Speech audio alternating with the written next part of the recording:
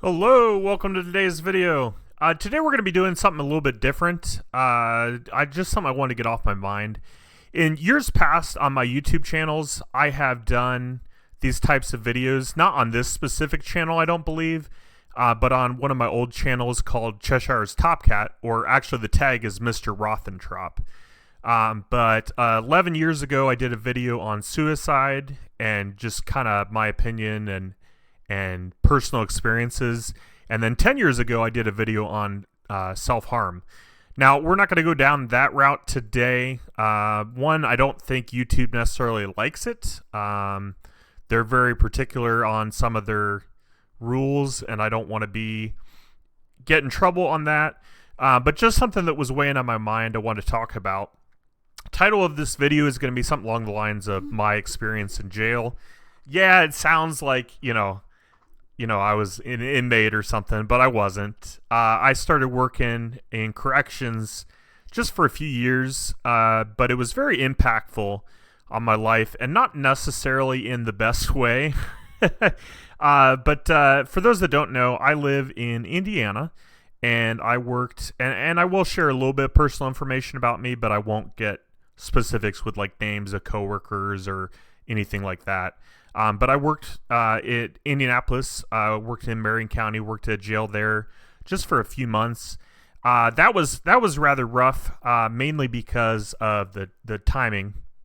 Let me back up a minute. So the reason I started working in jail is I needed to come up with a career, right? I've just got a high school diploma, and I really needed to start getting out there in the world, and getting a real job, as they say. I was just working part-time, and I hadn't really progressed my life towards, where I wanted to go or whatever. And so I was looking for jobs that you could work at that didn't involve college degree, because that's something I don't have, and that's a whole nother discussion we can get into. But right now I want to focus on jail and why it's on my mind. So I worked Marion County, worked at the jail there, worked with the company, private company. I worked there just for a few months, actually. And the reason I was only there a few months is they were very short-staffed. And it got to the point where my longest week, I worked 87 hours in a 7-day period. Anything at the time, I don't know what the law is now, but at the time you legally are not able to work more than 90 hours in a week in Indiana. So that's the only reason I didn't work more hours, because I legally could not. But because I was there so often and I wasn't really sleeping, because it took me a while to get to work and home and stuff, so I wasn't really sleeping much. And I was getting sick, like physically ill, head colds, fevers, all that kind of fun stuff. And, I kept going to the doctor, and the doctor kept saying, like, well, the reason you're sick is because you're not sleeping and you're not taking care of yourself, blah, blah, blah. And I tried to tell work that. I'm like, hey, I need to slow down. And the nail in the coffin, so to speak, was I called work and I told my captain, I said, hey, I've got this doctor's note because I'm sick. And the captain said to me, well, being sick and having a doctor's note does not excuse you from coming into work. And I tried to explain, I'm dizzy, I'm just, because I couldn't even walk straight, And so, but they said I had to come into work. So, me being the good employee with a good work ethic, I did go into work. I don't know how I got there. I drove myself in, but that was not a good idea. And then when I was working, I couldn't stand up straight, and I was literally falling into jail cells. Like, it was bad. So that's why I left there, and then I worked at another facility as well for a few years. And it feels like it was just yesterday, but this would have been, where was it? This would have been, 2019. So it's been a while. And I had some complications, but like being in jail, like you see a lot of stuff that you're not used to. I won't go into extreme details, but for example, anyone coming in or out, well, not out necessarily, but anyone coming in, you have to check do a full what's the proper terminology for this? You have to do a strip test, a strip check, strip.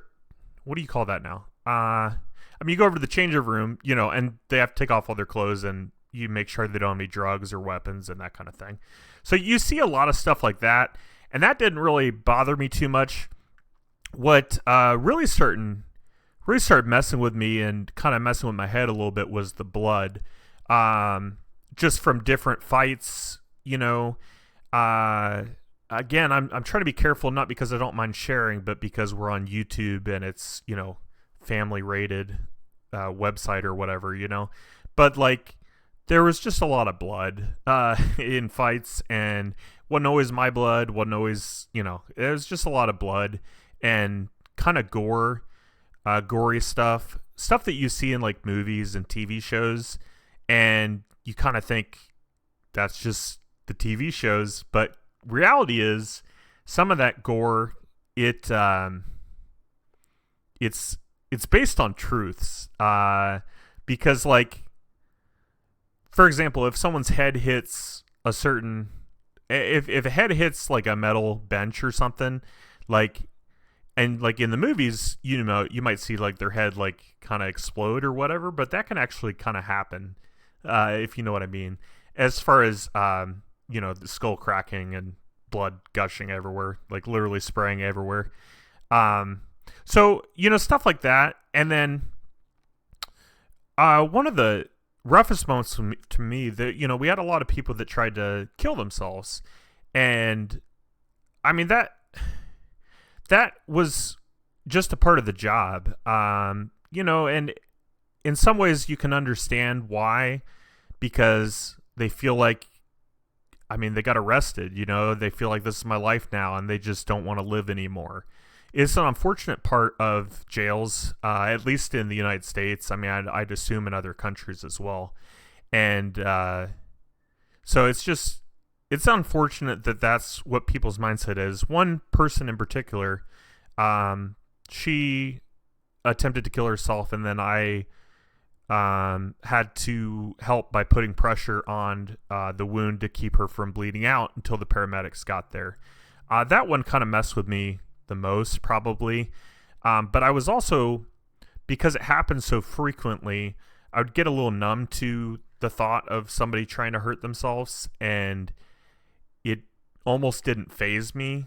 And that's almost kind of, it's unfortunate that you get to that point where it's not that you don't care, it's just you're so used to something happening, even if it's bad and unfortunate, that it just doesn't faze you. Like, you just don't really react.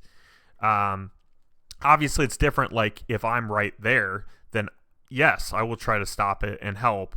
But it's like, if you hear, like on the radio, which happened to me, someone in a different unit, and you had other duties, you had to stay on your unit. It just normal stuff. But it's not normal.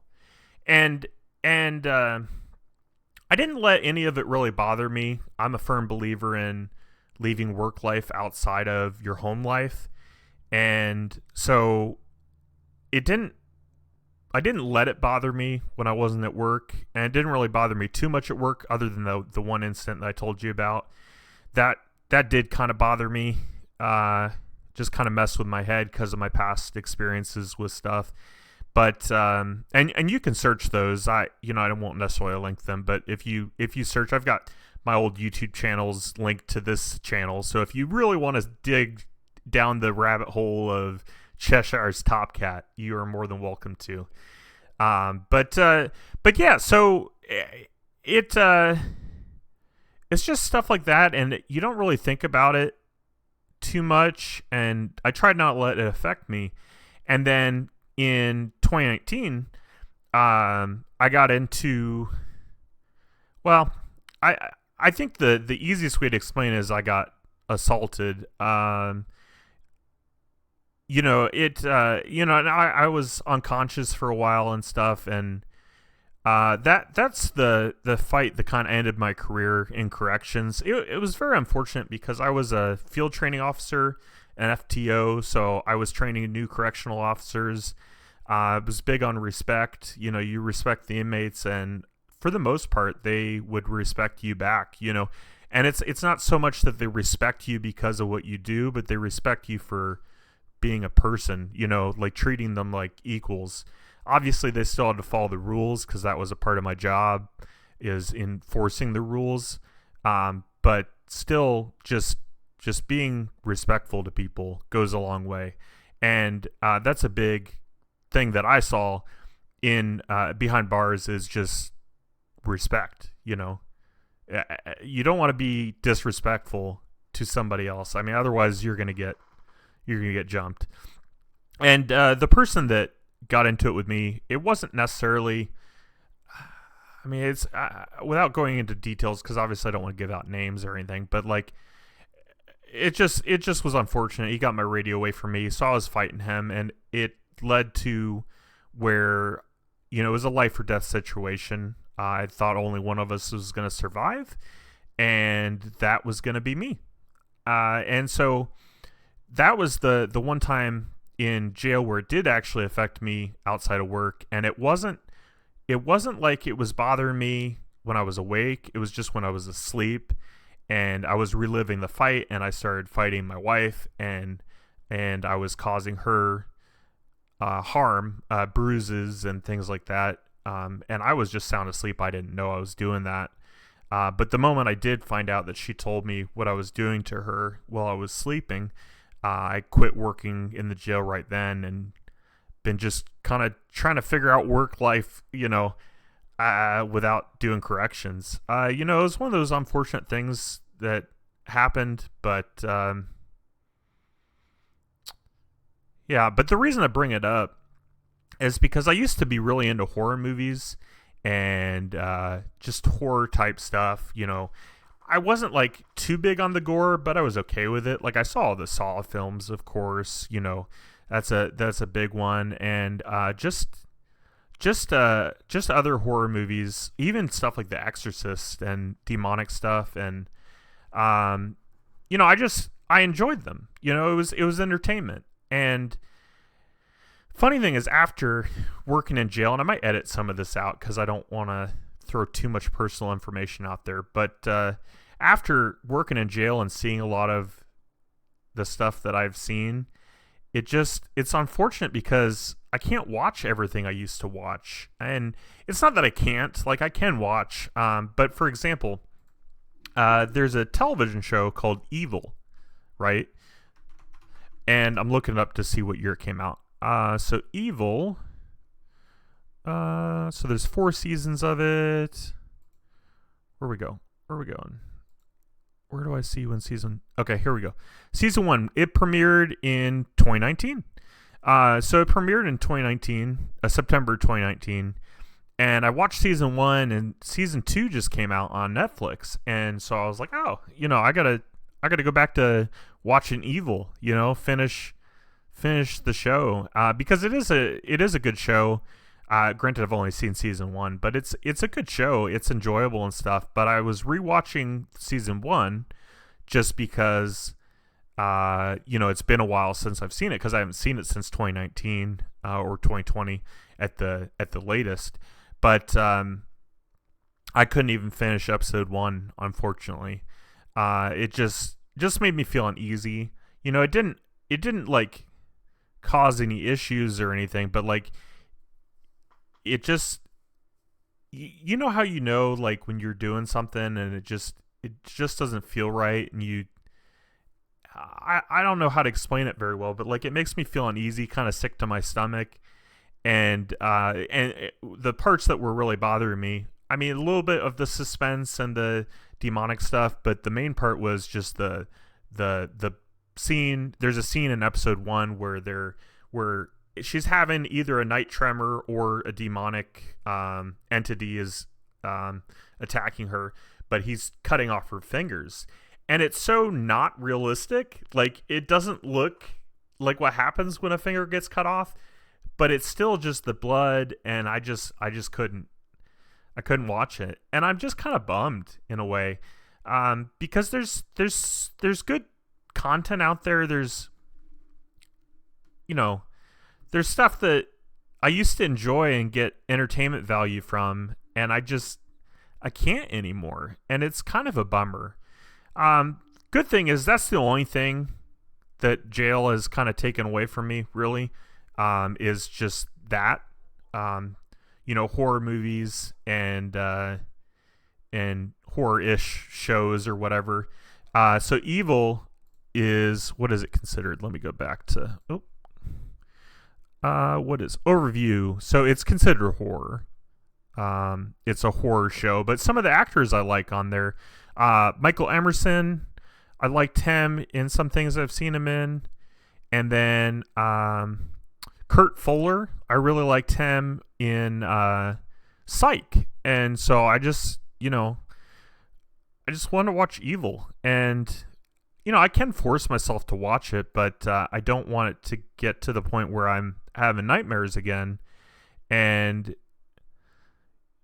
it's just a bummer. It's just a bummer. So I just wanted to get that off my chest. It's it's just a shame. And but anyways, I know this kind of woe is me sob story and stuff. I'm fine. I'm just disappointed in life sometimes, And part of the reason I like doing YouTube channels is to watch myself progress. I mean, yeah, I like making entertainment for you all. I've really been enjoying Game of Thrones. I've been enjoying my reaction videos to different music videos. RuneScape, of course, has always been a big part of the YouTube channel. But there are times where I just want to talk and just share with you a little bit about me, a little bit more about me, a little bit more in detail. Stuff I wouldn't necessarily say to just any Yahoo on the street, but I mean, I guess in a way I'm saying it to anybody because anyone can watch this. It's public, but yeah. So I appreciate you guys listening. That's all I got. We're good. We watched, yesterday we would have had a reaction video. I'm going to post this on Wednesday. So yesterday we had a reaction video to Moonlight by SB19. Pretty good song. If you didn't listen to that or watch the reaction. And then tomorrow we do have Game of Thrones. It's already edited. I'm working on posting it right now, but it'll be live on Thursday, tomorrow. So I appreciate you guys listening. I could obviously go, I have a lot of jail stories. I got held hostage at one point, and it wasn't that bad. They wouldn't let me leave, a unit. So it wasn't like they had me at gunpoint or something. I mean, there's no guns in jail, or there's not supposed to be. But yeah, I just wanted to share a little bit about jail and stuff that still affects me to this day, even though, so like I said, I would have left there since 2019. So it's 5 years later and I'm still struggling to watch horror stuff, It's unfortunate, but if that's all I lose out of life, it's not the end of the world. It really isn't, but it bothered me enough that I just wanted to share with you guys. And if you like this type of content, let me know in the comments. I'd be happy to do more. We can go more in detail about jail or other life events and stuff we can discuss. I'll try to make it so it's not, I don't want to give out like personal information, but I don't mind sharing a little bit. It's funny because it's the internet, so it's like my subscribers, I don't mind you guys having my personal information. I mean, obviously just to be safe, I'm not going to give it out to just anybody, but it's more the fact that YouTube, it's public, anybody can see it at any time, and they might have bad intentions. So you just got to keep yourself safe. But anyways, I appreciate you guys watching. Thanks for being here. And I'll see you tomorrow with Game of Thrones. Bye.